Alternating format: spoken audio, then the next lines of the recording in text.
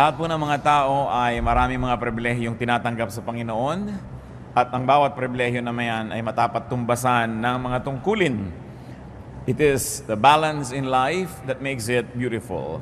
Sa pag-aaral po natin ngayon ng mensahe, pinamagatan nating 10 duties to life, among many others.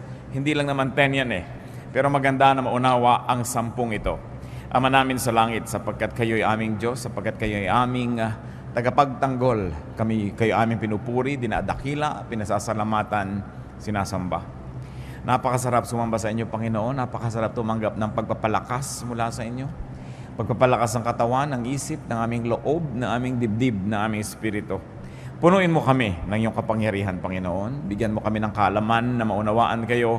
At nawa, ang pagbubulay-bulay namin ng iyong mga salita, maging kapakinabangan sa amin at ikaluwalhati ng iyong pangalan sa aming buhay. Kayo, Ama, ang maging tagapagsalita. Gamitin yung lingkod nyo na tungtungan ng inyong paa, daluyan ng inyong mga pagpapala. Subalit nais namin kayo ang pakinggan. Speak to your people, O God. Walk in our midst. Be the speaker. Be the messenger. Lord, lift your name up. And we ask you, bless us. Protect us from evil men, from evil spirits. Protect us from our foes. Protect us from people who would like to do us harm. And protect our loved ones from all evil. Protect us, Father. Let your truth reign in our hearts. Heal our infirmities. Strengthen our weaknesses. Paliwanagin niyo po, Panginoon, aming makadiliman. Pagalingin na aming makaramdaman. Itong aming dalangin, may pasalamat sa ngalan ng Panginoong Jesus. Amen. Ang mensahe pong ito, ang totoo ay kakambal ng ating mensaheng na ibigay na noon na 10 privileges of life. At ano po ba yung mga pribilehyo na yan na ating sinariwa noong nakaraan? Some basic privileges of life include breath, sight, touch, taste, smell. Kung tutuusin yung mga basic senses. Privilege also includes movement, especially the imagination that moves not only the body but also the spirits. Humor is privilege, love is privilege, rest, and very especially prayer. Bakit po natin binanggit yung 10 pribilehyo na yan? Dahil lahat ng tao, irrespective of gender, race, or economic station in life, can have them. May mga ilan-ilan na may kulang-kulang, kung minsan hindi ka nakakaamoy, hindi ka nakakakita, pero hindi naman pwedeng wala lahat yung 10 na yun sa isang tao.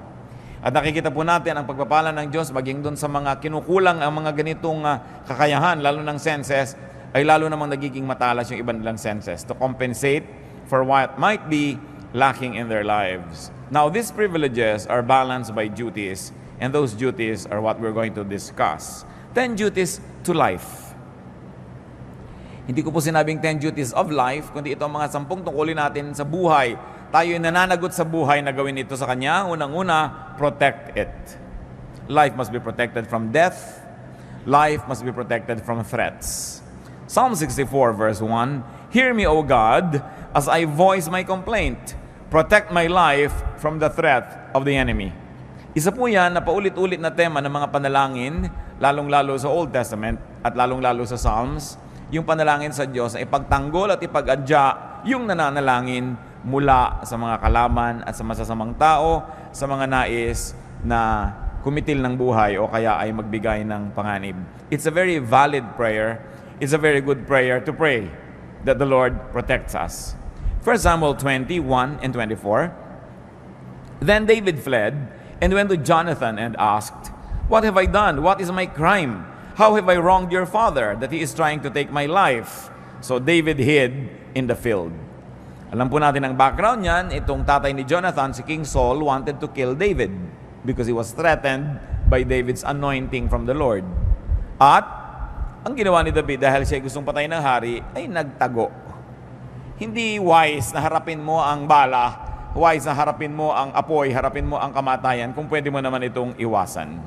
Do not needlessly put life in danger and at risk by commission or by omission. Meaning by doing something that endangers your life or by omitting doing something that can protect your life. Marami pong mga kuminsan, mga sports hindi na necessary. Sobrang threat sa buhay. Maraming mga libangan, maraming ginagawa ang tao, inilalagay ang buhay na parang taya sa isang sugal na pwedeng sa isang saglit lamang ay maglaho ang buhay na ito. Hindi ganyan ang ating dapat ginagawa sa buhay. We've got to protect it. At bakit po natin pinag-uusapan itong mga obvious naman na ito? Sapagkat sabi nila, ang paalala ay gamot sa taong nakalilimot. Kung minsan nalilimutan din natin that we are needlessly putting our lives in peril, under threat, in danger. Kahit sa mga bagay na pagpaputok lang kuitis, kung minsan ang buhay mo pala napapanganib. Kung minsan yung hindi pagjejeta sa pagkain ng mga bawal, hindi mapigil-pigilan ng katakawan, yung pala nanganganib na ang kalusugan ng isang tao. Sa pag-neglect na mag-medical check-up, may ipang-papa-medical check-up naman, pero nineneglect, pinapaurong-urong, lumalala ang mga sakit. This is needless dangers that we allow to enter our lives. Another duty to life is to edify it, to lift it up to ever-escalating heights and meaning and value. Hindi tayo nabubuhay para maghanap buhay. Naghahanap buhay tayo para magkaroon ng buhay.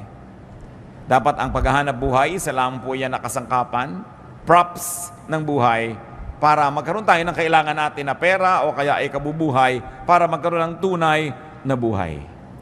Ang buhay ay hindi hinahayaang mapanis, yung nandyan na lamang at hindi na umasenso, nabulok na lang, inanay, umatras. Ecclesiastes 1:13, I devoted myself to study and to explore by wisdom all that is done under heaven. So si Solomon, mayaman na, hari na, sinika pa mag-aral. Yung mga iba naman, gumraduate pa lang ng college, sabi, tapos na, ayoko na magbubukas ang notebook ulit kahit buong buhay ko, hindi na ako magbabasa uli ng libro. Ang utak po ng tao, habang ini-stretch, lalong lumalaki. Pero parang sikmura rin yan. Pag palaki ng palaki kinakain mo, palaki ng palaki yung tiyan mo, mas marami ka nakakain. Pero subukan mong konti yung kinakain, lumiliit din yung tiyan nyo, nag-a-adjust. Ganon din yung brain. The more information, the more knowledge you process, the more capable your brain becomes. Pero pag pakonti ng pakonti ang iniisip niyan, pakonti ng pakonti ang mga nilulutas, lumiliit din ang utak. Meron po mga nakakausap tayo sa buhay na nakakabobo. Pag lagi siyang kausap nyo, mabobobo kayo. Meron tayong mga ginagawa na nakakabobo. Pag yun ang ginagawa mo, mabobobo ka. Kaya kailangan lagi kami iniisip na ibang gawin so that your brain will continue to expand. So that it would be enriched with knowledge and therefore with the accompanying wisdom. Luke 12:23.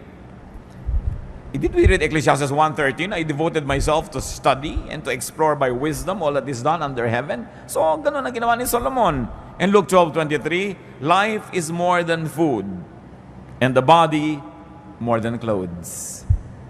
So, yung katawan, hindi lang yung katawan Yung katawan, instrumento para may marating yung nakatirang espiritu doon. Pag katawan mo lang ang mahalaga sa buhay, you don't get it. That the body is only a tool so that the spirit that lives in it can evolve and can become the great spirit that it is destined to be. So, ganun din yung pagkain, buhay, hindi lang para kumain, ay buhay ka na. Tapos aantay ka ng umaga, pag umaga, aantay mong gumabi, pag gabi, inaantay mo mag-umaga, ganun na lang, naubos na lang yung buhay ng papaganon. We've got to go beyond the basics, we've got to go beyond survival level. Kaya kalaban po ng tunay na espiritualidad, ang sobrang karukhaan, ang sobrang kahirapan. Kasi very, very poor people are not able to move on because they're just too busy surviving. May narinig kong kanta ni Madonna, sabi niya, I will not go to heaven, I will not be an angel because I'm too busy surviving. Sabi nung kanta niya. There is some truth in it because when people are just too busy trying to survive, they will not be able to evolve into the refined personalities that they should be. Kaya kahit edad, nilalampasan para magkaroon ka ng lalong credibility. At kung bata ka pa at may credibility ka na, kailangan ipakita mo yon at lagi mong patunayan. Si Paul, ang kanyang payo kay Timothy, sapagkat itong si Timothy isang batang leader, 1 Timothy 4:12, don't let anyone look down on you because you are young, but set an example for the believers in speech, in life, in love, in faith, and in purity. So hindi excuse na bata pa ako o kabataan pa lang ako so pwede akong maging ganito lang. Sabi, kailangan malampasan mo agad yan, mag-graduate ka, kasi napakaiksi ng buhay, pero napakaraming dapat marating. Sa katunayan, even geographically speaking, napakaraming lugar na dapat mabisita, napakaraming pagkain dapat matikman, napakaraming librong dapat mabasa o masulat, napakaraming kaibigan na dapat maging kaibigan, makilala, makadaupang palad, Maraming karanasang dapat maranasan, pero kung umikot na lang ng umikot ang iyong buhay sa the same karanasan every day to the point that you're bored, then you are cheating God who created life, and sadly, you are cheating yourself. Ang buhay dapat laging may bagong nararanasan, may bagong nalalaman, at may bagong mga applications na nalalaman at naia-apply sa buhay. Another duty to life, beautify it. Make life lovelier, nicer, more pleasing to the body, to the soul, to the spirit. Diyan nga magaling ang mga Filipino magpaganda ng isang bagay, ng isang lugar. Pag nakakita ka ng isang babae na yung buhok niya, hindi lang tinalian, yung tali niya, may mga paru-paro, may mga bola-bolang umiikot-ikot, nag-glow-glow in the dark. Filipina yun. No, yung sari-sari ang nakalagay sa ulo. Hindi lang tinalian para huwag maggalawan yung buhok. Decorative pa, beautiful. Si Solomon, na napakatalino, anong ginawa niya? Ecclesiastes 2:4-8. I built houses for myself and planted vineyards. I made gardens and parks and planted all kinds of fruit trees in them. I made reservoirs to water groves of flourishing trees. I bought male and female slaves and had other slaves who were born in my house. I also owned more herds and flocks than anyone in Jerusalem before me. I amassed silver and gold for myself and the treasure of kings and provinces. I acquired men and women singers and a harem as well, the delights of the heart of man. So niya, name it, I had it. Ginawa ko. At hindi maliit na bagay na siya tinawag na matalino. Ang lahat dapat makita ng mata, tiningnan niya.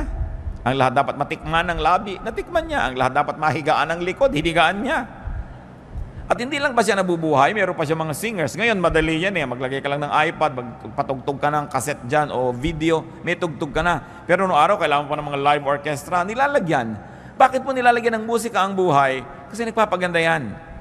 Bakit nilalagyan ng kulay ang buhay? Kasi nagpapaganda yan. That's why the eye is able to see many shades of colors.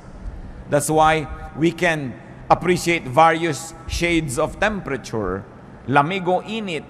Merong gusto mo kinakain mo na maligamgam, merong gusto mo talagang nagbabaga sa init, merong gusto mong nagyayelo sa lamig. And all of that are experiences that human beings were designed by God to explore and to enjoy. So beautify your life. Yung bahay nyo, maliit man, pagandahin. Ang gulo-gulo, ang dami-daming kalat, ang lihim lang yan, marami ka lang kahon. Paglalagay mo lahat sa kahon. Diba? Hindi saburay-ray dyan sa bahay mo lahat ang bagay-bagay. No? Hindi yung ang gulo-gulo. Hindi kailangan ka maging mayaman para maging maganda ang kapaligiran. Nakikita natin kung minsan kahit mga dukha ng mga tahanan, mga lata-lata, nilalagyan ng konting bulaklak, namumulaklak, gumaganda. Beautify your life. Decorate your life. And you know, one of the best decorations of a house are the good friends that visit it. Yung maganda yung nadadalaw ka, dumadalaw ka. Beauty means balance, symmetry, harmony. Mamamahay na rin lang kayo, linisan na, gandahan na. Magbibihis na rin lang kayo, gandahan nyo na. Kahit naman anong pagsasamahin yung kulay, pwede, pero ba't hindi nyo lagyan ng harmony? Pwede namang iplano yan kahit kukunti ang damit ng tao. Tingnan nyo yung kulay na bagay sa inyo at yun ay pagsusuot ninyo. Hindi yung kumisa na pagkakamalaki naglalakad na kortina. O sa lalaki ng checkered, akala ng mga tao, bintana kayo. Sa kailangan, tinitingnan mo, maganda ba to sa akin? Bagay ba to sa akin? Kailangan ay pinapaganda. Hindi lang kasi yun for you to feel good You also minister to others kasi nagagandahan sila sa nakikita nila. It is our ministry to beautify the environment and we are parts of that environment. Lalaki, babae, walang gender issue yung kagandahan. Kaya nga napakaganda po ng wikang Tagalog kasi sa atin yung ganda, pang lalaki at saka pang babae din yan. Sabi natin, magandang lalaki. Di ba? Ganun din tawag natin. Hindi natin hinahati sa gender yung beauty. Because sabi nga ni Mrs. Marcos, a man who does not love beauty is only half a man. Dahil siyempre, kailangan nag-appreciate ka niyan. Another duty to life is to love it. Are you in love with life? Nagigising ba kayo sa umaga sa sabi nyo, I love my life? Mahihiga ba kayong, I love this bed? Kakain ba kayo, I love this plate? O eto na naman, dito na naman ako kakain sa gasgas na plastic na ito.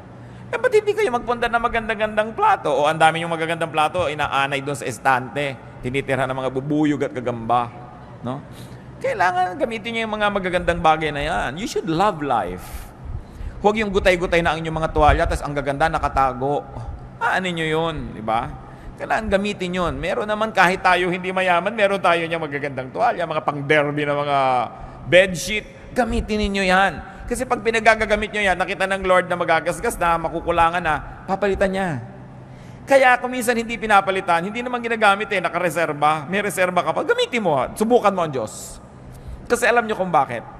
Ang Diyos mahilig sa maganda. God is God of beauty. Titingnan mo ang nililikha niya, mga bato, ang mga dahon, ang mga halaman, pati mga hayop. Ang gaganda. Kaya napakalaking kasalanan na pangit. No? Ngayon, yung pangit, hindi ibig sabihin natin ganito ilong mo, ganyan ang buhok mo, pangit ka. No, there's no such thing. Because all human beings were made by God. So, ano man buhok mo, tuwid o kinky, lumalakad man yung suklay pag inilagay mo, ayaw lumakad. Pag may pumasok na insekto sa loob, di makawala. Maganda ka pa rin dahil Diyos pa rin ang gumawa ng kulot na buhok. Ang point lang, maganda ba yung gupit mo, bagay ba naman yung ginagawa mong ayos sa iyong sarili. Hindi pinag-uusapan yung height. Anong ginagawa mo sa katawan mo? Pinapabango mo ba yan? Pinapakinis mo? Love life. Kaya alam niyo po, kitang-kita niyo pag ang isang may bahay ay ganado. Pati ang niluluto niya, iba. May mga konti pang dekorasyon. Hindi ba sa inihagis na yung 3 tuyo doon sa, para naka-cross-cross na tuyo doon sa ibabaw ng mesa, wala ba ka-arte-arte? Pero pag ganado ang tao sa buhay, pati kamatis, sinihiwa niya na maganda, naka-arting ganon. Nakita niyo naman nakakain kayo kumisa nung tinanggal niyo yung takip, nakakaantok ang itsura ng ulam. Dahil, paano ulam ito? Wala namang ka-arte-arte sa buhay. So, love it. Romance life. Romance life. Napakahalaga na ang buhay natin pinapaganda. Do not hate life. Do not dislike and demean life. Do not be rude to life. Alam niyo po ba na yung buhay ay may buhay? Kaya nga buhay siya eh. So kung tayo ay magaspang sa Kanya, rude tayo, dinaramdam niya yon. Kung yung buhay ay ating pinababayaan, hindi pinapansin, dinaramdam niya yon. Kung hindi natin inaalagaan at pinapaganda, pinagdaramdam ng buhay. At kung yung buhay mo ang nagdaramdam, ano mangyayari sa buhay mo? Kaya kailangan we romance life. Ecclesiastes 6:3. A man may have 100 children and live many years, yet no matter how long he lives, if he cannot enjoy his prosperity and does not receive proper burial, I say that a stillborn child is better off than he. So nakita niyo po ang mga particulars itong si Solomon hanggang libing. Sabi, kailangan maganda ang libing. Yan ang last statement ng buhay mo. No? Kailangan pinaplano mo rin yan. Dahil gusto mong igalang maging yung katawan mo na iniwan sa bandong ibabaw. No? Kailangan na inaayos ang buhay, binibigyan mo ng dignity. Kung paano ka uupo, paano mo ginugupit ang iyong buhok, paano mo inilalagay ang bag mo. May mga bag na parang nagtutong na sa lahat ng dumig, kung saan-saan na lang inilalapag, walang galang sa bag. No? May mga gamit na gas kasi hindi ginagalang, hindi nililinis. When you love life, life will love you back. May buhay ang lahat ng bagay. At kahit masabi mo mga bato, mga bakal-bakal na walang sariling buhay, Diyos ang may bigay noon at Diyos ay nagdaramdam. Kung ang mga binibigyan niya ay pinapabayaan lang, kayo ba? Kung may ibinibigay ka sa mahal niyo sa buhay, tapos hindi inaalagaan, hinahagis-hagis lang dyan, di ba naghihinanakit kayo? Ang Diyos na nagbibigay sa atin ng lahat ng tinatangkilik natin. Meron kayong isang leather bag, nakikinis-kinis nyo ba? Napupunas-punasan nyo man lang ba yun? Di ba? Yung bahay ba naman natin, inaayos-ayos natin. Napakahalaga. Psalm 90 verse 12. Teach us to number our days aright, that we may gain a heart of wisdom. Anong hinihiling dito sa panalangin? Turuan niyo po ako, Panginoon, na bigyan ng katuturan ang bawat araw ng buhay ko. Love life by not wasting time. Love life by getting the most out of time. At dyan po tayo lahat pantay-pantay, mga kapatid. Lahat ng tao, tig to 24 hours a day lamang. Tig 7 days a week. Bakit dumadaan ko minsan isang semestre na merong isang estudyante na magiging 4th year na siya, pero ikaw na isang estudyante, 2nd year ka pa rin, Pareho kayong dinaanan ng semestre na yun, ha? Bakit dumadaan ang mga panahon? 7 taon na yung inyong kapitbahay, may aanihin na siyang atis. Kasi nagtanim siya 7 years ago. Ikaw na walang itinanim, titingin-tingin ka lang sa atis niya. Pareho kayong dinaanan ng 7 taon. Pare-pareho po tayong dadaanan ng 5, 10, 15, 20, so and so on, na mga taon. Pero may nangyayari ba sa mga taon na dumadaan sa ating buhay? Nadadagdagan ba tayo ng kaalaman? Nadadagdagan ba tayo ng wisdom? Mas bumubuti ba ang ating puso? Mas bumabait tayo? Mas rumurunong tayo? Yun ang napakahalagang mangyari sa buhay. Love life and live it. Yung buhay, dapat ipamuhay. Go gladly through the motions of living. Ano ba yung mga motions of living? May mamamatay, may mauospital, may ooperahan, may dadalawin, may mangungutang, may sisingilin, may babayaran, may papakinggan, meron kang sasabihin. These are the motions of life. The activities and the rituals, both great and small, of living. Kakain ka, maghuhugas ka ng plato, mamamalengke ka, ililigpit mo mga pinamili mo. These are the motions of life. Ginagawa nyo lang ba yan dahil dapat gawin? Ginagawa na rin lang mga kapatid, enjoy it. Naghihiwa na rin lang kayo ng manok. Diba? Alam mo yung nag-enjoy humiwa ng manok, walang nababaling buto sa hita. No? Dahil alam niya kung saan niya hihiwain. In fact, gagawin lang ng kamay niya, bali ang buto. No? Pero yung mga ibang tusok-tusok yung buto, durug-durug, wala yata sa mudang nagputol ng manok na ito. No? By the way, ang galing ng mga Pilipino magputol ng manok, ha? Meron isang batang lumaki sa Amerika nung nagbalik bayan dito, sabi niya, I didn't know that a chicken could be cut up so many pieces. Talaga ganyan dahil maraming kakain. No? Naparami talaga ang manok. Daig ng mga ginang dito sa Pilipinas sa mga surgeon. No? Pagpaparami ng ulam. Pero ayusin mo na yan. Ayusin mo na, dadabog-dabog ka. Enjoy every minute. Because if you work for 1 hour or 2 hours, may nililinis ka, hinuhugasan mo yung mga balat ng talaba, o kung ano man yun, at nagdadabog ka, nainis ka, kapatid, ikaw nalugi nun dahil may dumaan na isang oras na hindi mo na-enjoy at hindi na babalik ang oras na yun kahit kailan. Kaya lagi kong sinasabi sa mga bagulang ng mga bata, enjoyin nyo na mga anak nyo. Yung para kayong puno na laging sinasampan ng anak nyo, pagdating ng araw, ni ayaw niyang makita kayo kasama sa mall. No? So habang laging nakasama, isama ng isama, laging pabuhat ng pabuhat, buhatin. Hindi laging ganyan yan. Dumadaan ang panahon. Mabuti na yung walang pinagsisisihan. Ecclesiastes 9, 7-10. Go eat your food with gladness and drink your wine with a joyful heart. For it is now that God favors what you do. Always be clothed in white and always anoint your head with oil. Enjoy life with your wife whom you love, all the days of this meaningless life that God has given you under the sun, all your meaningless days. For this is your lot in life and in your toilsome labor under the sun. Whatever your hand finds to do, do it with all your might.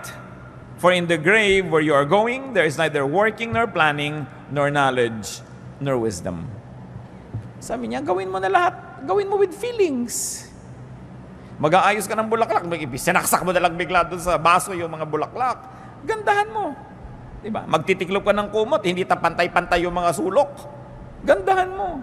Isasalansan mo ang mga tuwalya sa cabinet. Gandahan mo. Sabi gano'n, para lahat ng ginagawa mo, meron kang satisfaction. Tuwang-tuwa ka. Nag-enjoy ka sa buhay. Do not just exist. Live. Have a life. Have excitement. Have passion and feelings. Yung kakain kayo ng sopas, ang lamig-lamig, mas gano'n na ba kahirap initan yan? Lagi na lang, hoy, huwag ka na magdagdag ng hugas yung plato. Dito tayo kakain sa tansan. Ano ba naman, napakahirap namang kumain sa tansan. Tapos ang chopstick mo, toothpick. Para madali ang paghuhugas. Mano bang humaba-haba ng konti ang paghuhugas nyo? Nag-enjoy naman kayo sa maganda nyong hain. Lagyan ng kulay ang buhay. Yung mga ganong tao, pag nananaginip sila, alam nyo, black and white ang panaginip. Dahil walang buhay eh. Go gladly through the stages of life. Nagiging bata tayo, nagiging kabataan, nagiging young adult, nagiging mga senior, lahat yan maganda. Kung tayo tumatanda na, don't hang on needlessly to youth because there is enjoyment that is unique. No? to those who are advanced in years. 1 Corinthians 13:11, when I was a child, I talked like a child. I thought like a child. I reasoned like a child. When I became a man, I put childish ways behind me. So may panahon ng lahat. May panahon. Hindi ikinakaila yung edad. Lalo mga Kristiyano, magunos dili kayong birthday. Ilang taon na po kayo? Hindi masabi pag above 50. Dapat very, very gladly you say. Dahil maraming tao hindi nakakaedad na mamatay na. So bawat edad na nadadagdag sa isang buhay ng tao, pinagdiriwang yan, ipinagmamalaki, no? Ipinagpapasalamat, hindi inililihim. Bakit nakakahiyang umidad? This is foolishness. We should be grateful. Every added year is grace from the Lord. Job 14:1-2, man born of woman is of few days and full of trouble. He springs up like a flower and withers away. Like a fleeting shadow, he does not endure. Nakita nyo ang pagpapakita ni Job kasi noong mga panahon na yun, may problema siya eh. Niya, buhay, mahirap yan, maiksi, sasandali. And it's true. Bakit ngayon sasayangin ang sasandaling buhay?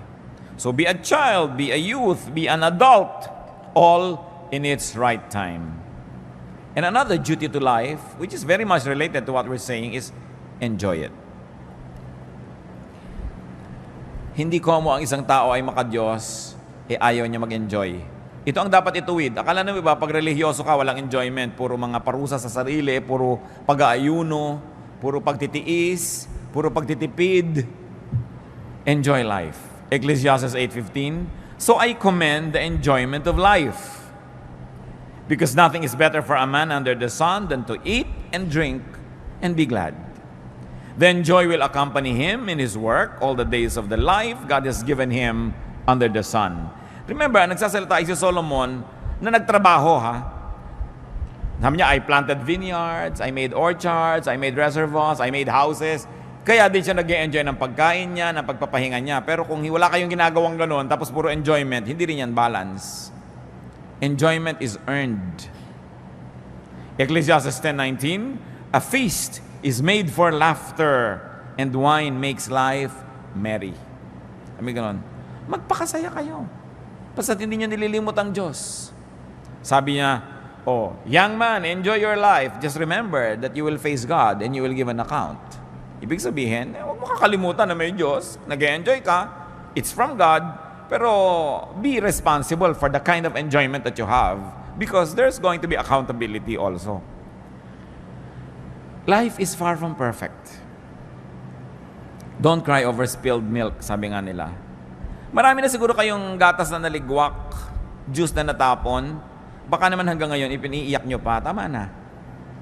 Merong nasayang, pinanghinayangan nyo sandali, tapos tama na, get on with life. Tama na mga sisihan, tama na ang panghihinayang, yung mga if only, if only, if only.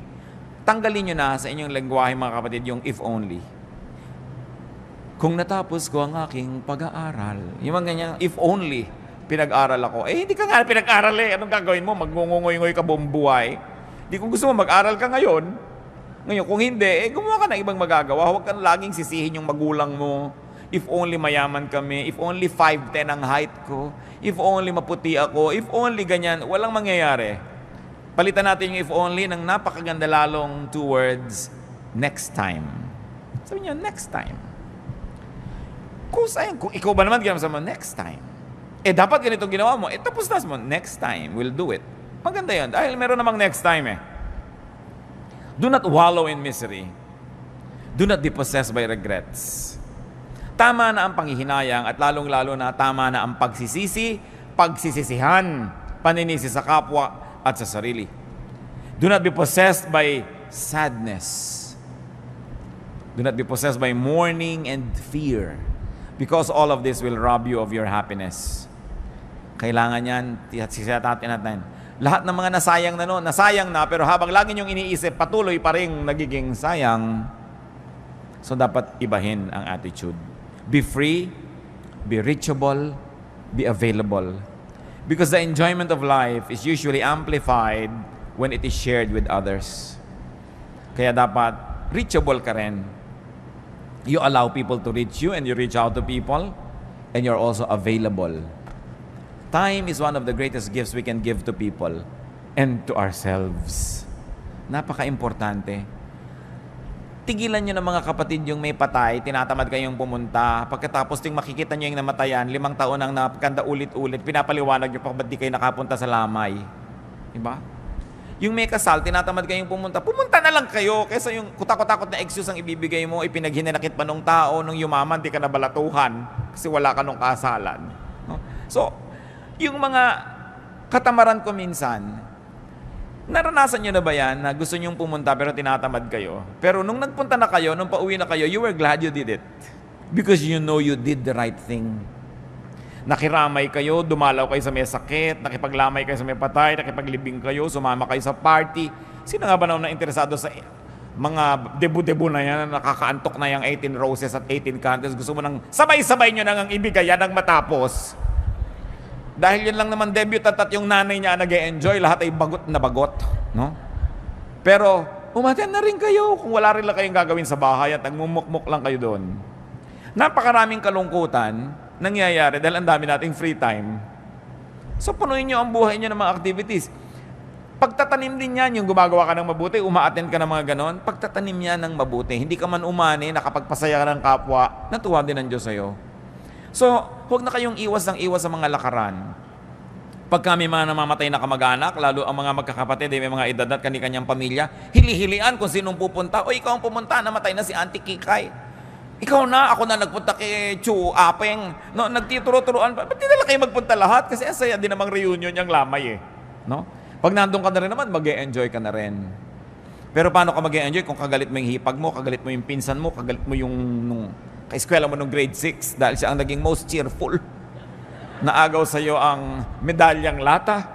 So yung mga dapat baggage na yun, ng mga tapusin na yan. Get on with life and enjoy what else remains of it. Another duty to life, multiply it. Paramihin.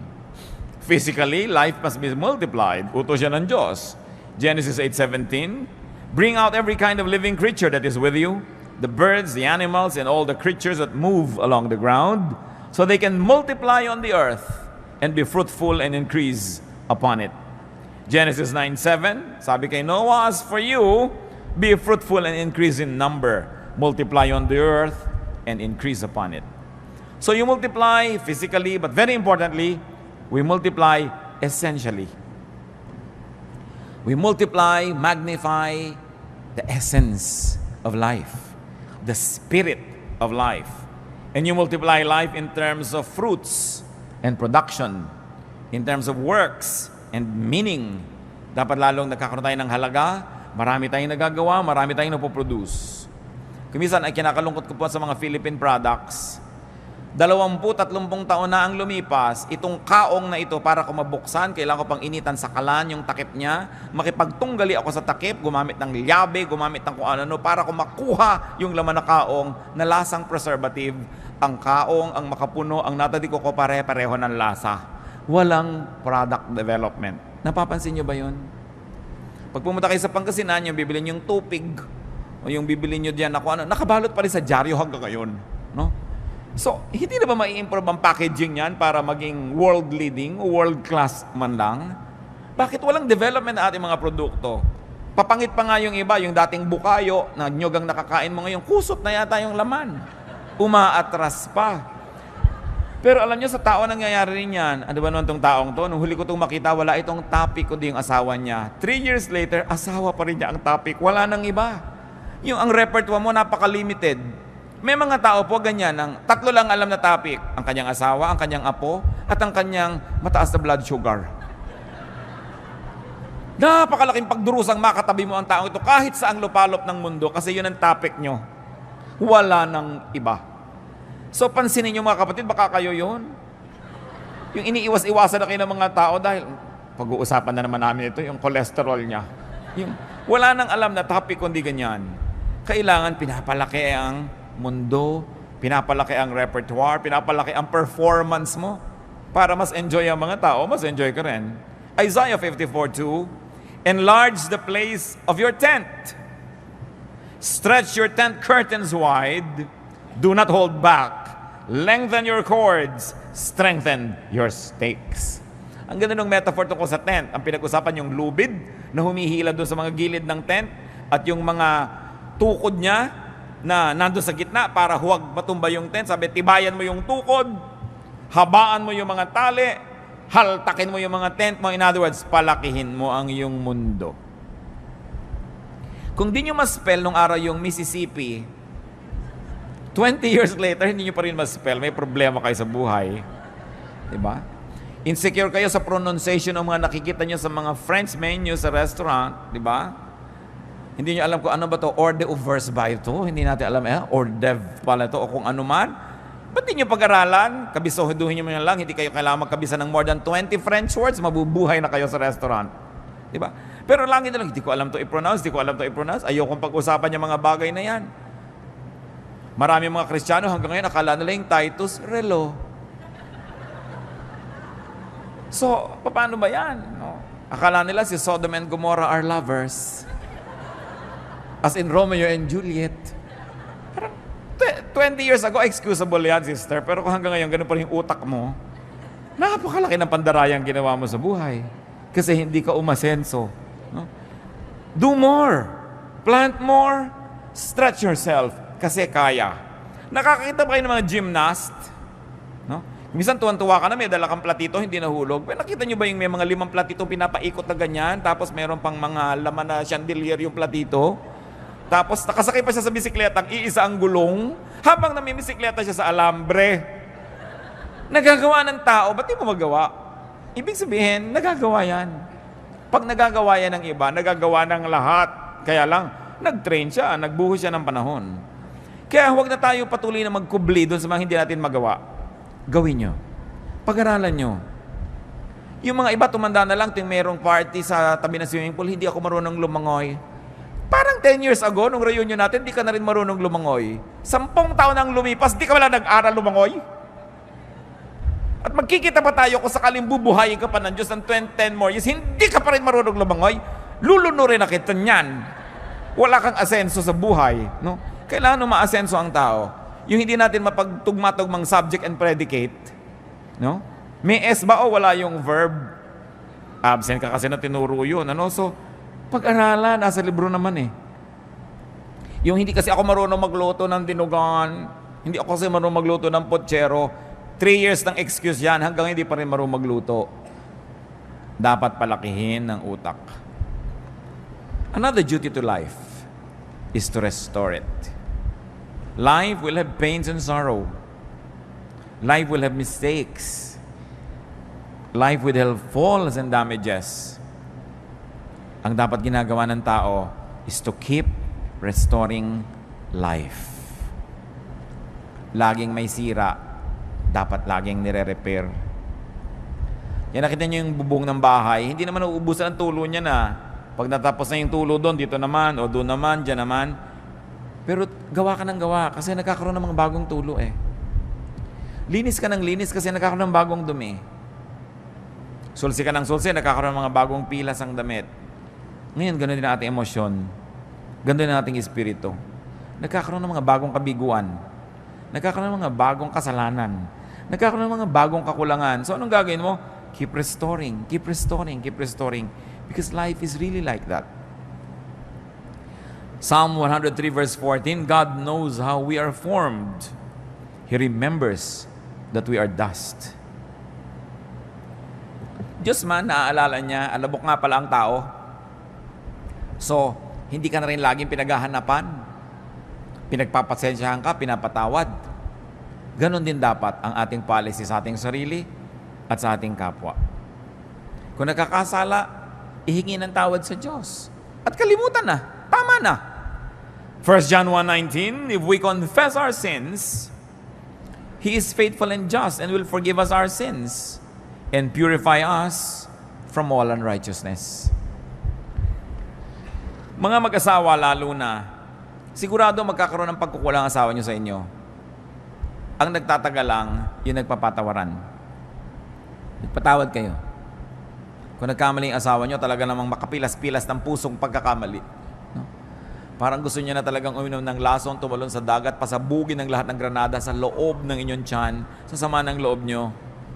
Ano magagawa nyo? Nangyari na. Lalo tumihingi naman ng tawad, patawarin nyo na. At kung pinatawad nyo na, huwag nyo na ungkatin. Tapos na. Tama na. Get on with life. Yung minsan kayong nasaktan, tama na. Pero yung inuungkat nyo yan, yung hinuhukan nyo yung bangkay ng nakaraan, masasaktan kayo muli. Gusto nyo yun? Lagi nasasaktan? Let's forgive. Because we also need forgiveness from God. Pick up the pieces. Stand up. Rise whenever you fall. Nasunog ng asawa nyo, bahay nyo. Sorry. Tumira muna kayo sa bahay ng posporo. Tupperware na malaki. Anong gagawin nyo? Papatayin nyo siya, di nawala na kayong bahay, nawala pa kayong asawa. Doble nawala. Nangyayari yan eh. Damay-damay tayo.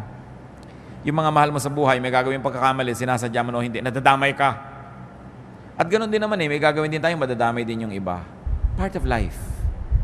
So sabi ni Solomon, be wise. Learn how to live.